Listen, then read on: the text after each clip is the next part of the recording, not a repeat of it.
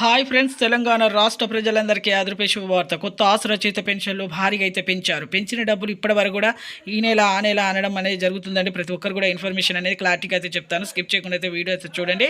పాత వారికైనా కొత్త వారికైనా వృద్ధులకి, వితంతువులకి, ఒంటరి మహిళలకు 4,000, వికలాంగులకు 6,000, హెచ్ఐబీడీ, చేనేత మగ్గం కార్మికులకు 4,000 అండి. డయాలసిస్ వారికి కూడా 4,000, 2016 ఇచ్చేవారికి 4,016, 4,016 ఇచ్చేవారికి 6,016 అయితే ఇస్తామని చెప్తున్నారండి. పెంపు అనేది మరి ఇప్పటి వరకు జరగట్లేదు అంటున్నారు కదా.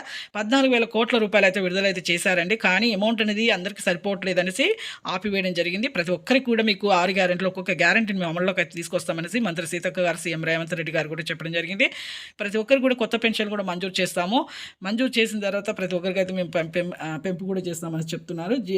మంజూరు చేయడానికి ముందే మీరు అప్లికేషన్స్ అయితే కొంతమంది కొత్త పెన్షన్లు అయితే పెట్టుకోండి.